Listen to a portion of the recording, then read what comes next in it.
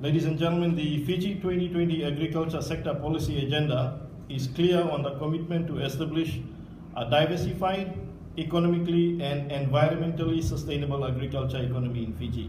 I emphasize the two words, economically and environmentally sustainable. Based firmly on that foundation, we are now preparing to develop a policy that will guide the development of organic agriculture in Fiji. We firmly believe that organic agriculture will help us meet the key areas of that goal, that is, contribute to a robust economy through environmentally sustainable practices. In this effort, I wish to thank the European Union, Pacific Community, through the Pacific Organic and Ethical Trade Community, POITCOM, and the EU Pacific Agriculture Policy Project for assisting Fiji develop its organic agriculture sector through the Pacific Organic Policy Toolkit. The global organic market, ladies and gentlemen, has been growing steadily over the past decade and was worth US $64 billion in 2013. 3 years later, I am certain that this may have easily approached around US $70 billion by now. Land under organic agriculture has also been steadily increasing in many regions of the world, from Africa to Asia, Europe, Latin America, North America, and Oceania. Interestingly, Oceania, with 17.3 million hectares, has the largest area of land under organic production. The bulk of it is pasture land for dairy production, which is the top organic sales for Australia.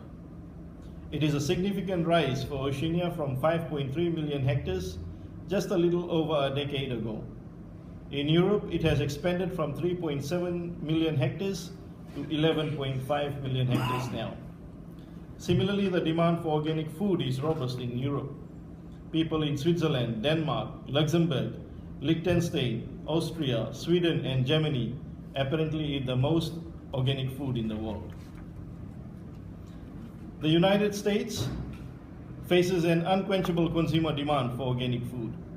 Supply issues plague the organic market because domestic demand is far outstripping supplies. Not only are there aisles in different supermarkets dedicated to organic products, but now entire supermarkets being dedicated to organic products. So in the US, where I pretty much got the inspiration for organic products in the last 6 years, if people had a choice to eat healthy, they would look for a supermarket. And these days you can walk into some of these supermarkets and food outlets which are renowned for their healthy stocks. So basically outlets like Trader Joe's, Whole Foods, Sprouts, these are outlets where you would go and easily find organic products readily available. Remarkable survey results released this year by the Organics Trade Association reveal organic product sales is soaring, and in 2015 stood at USD $43 billion. Around $39 billion is spent on organic food alone. So food constitutes most of the organic market sales. In Australia, the organic industry was worth Australian $1.7 billion last year, which is a rise of 15% since 2012. These numbers basically show the emergence of a new global trend. Organic is fast becoming the hottest section of the multi-billion-dollar food industry. It is no longer a niche for a selected few, but has become mainstream, with more people entering supermarkets choosing to buy organic if that option is available. Likewise, mainstream outlets in the US like Costco, Walmart, are now featuring a lot more organic products because people are asking for it. Why are people making this organic choice? Firstly, for health reasons. People value their lives and worry about all the chemicals they are consuming with their foods. Secondly, people are concerned about the environment. There is only one earth to live on, and the steady degradation of the environment, either at the hands of irresponsible people or through uncontrollable factors such as climate change, at unprecedented levels threatens our security. Organically grown food satisfies the consumer concerns about health and the environment because no man-made chemicals are used in farming. Instead, the regenerative power of nature is trusted to renew and keep the soil healthy. For the Pacific Islands, the global organic trend is perhaps a reawakening and rekindling of connections to our rich history in natural farming. It's the way of our forefathers in a time when farming was devoid of chemicals, as we called it, the good old days. Some examples we are familiar with: they use biochar or charcoal to enrich their soil with carbon, and although they may not have observed deeply the scientific significance of that, they noticed their crops were healthy, so they kept practicing it. They weeded their plantation but didn't burn the grass. They covered their crops with it to keep the soil warm and moist. Ash was used as a form of pest control. Ladies and gentlemen, these are elements of organic farming promoted today by the Pacific Organic Standard.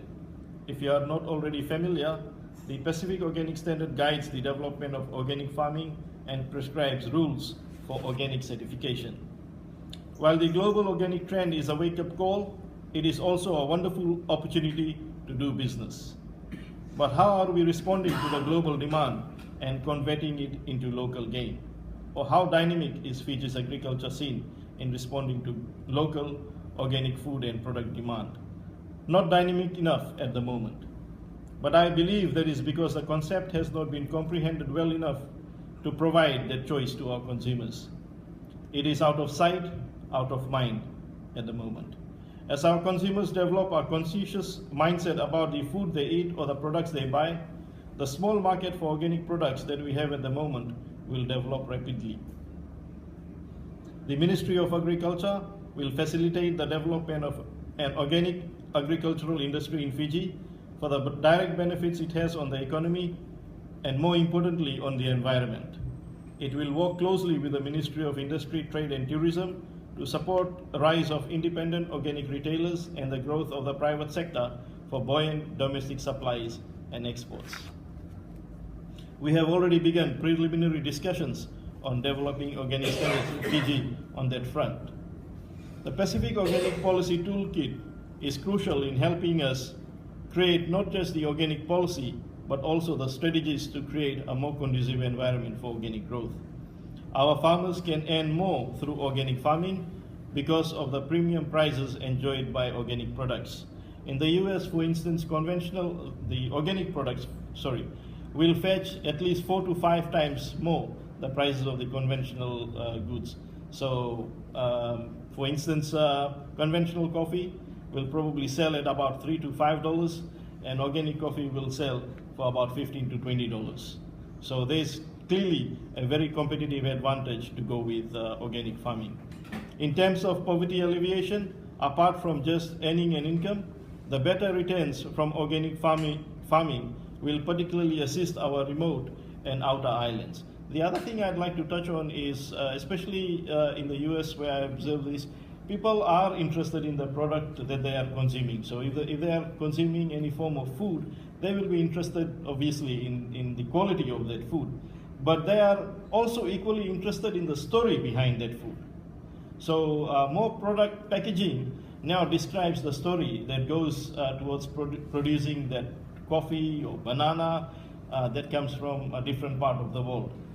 So if you look at some of the products, they will talk about the way the product has started from the farm and how it has reached the shelves of the supermarkets and how it has inspired and transformed lives of different people along that value chain.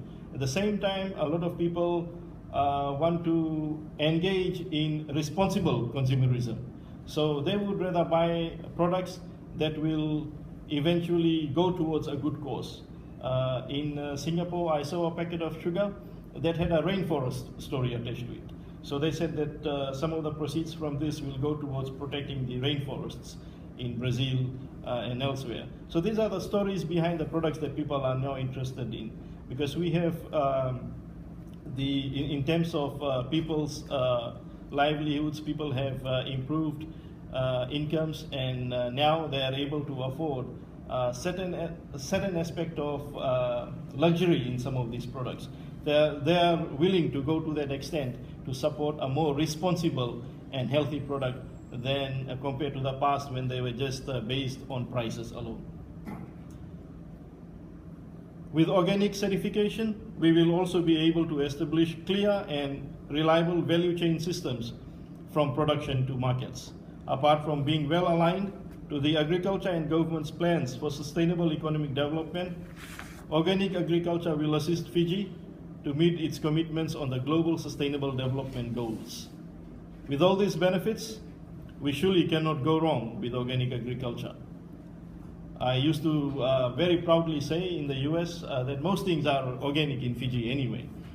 You clearly remember throwing this rotting papaya or rotting chilies out of your kitchen windows, and 2-3 weeks later you see a nice plant emerging from the ground. Nobody has touched that land for 3 years. Nobody has applied any fertilizer. It is purely organic. So it's pretty natural to us in Fiji. It is therefore with pleasure that I open this workshop testing the Pacific Organic Policy Toolkit, which is a quantum step forward and the start of national efforts in organic agriculture in Fiji. And I wish you well in your workshop today. Thank you very much.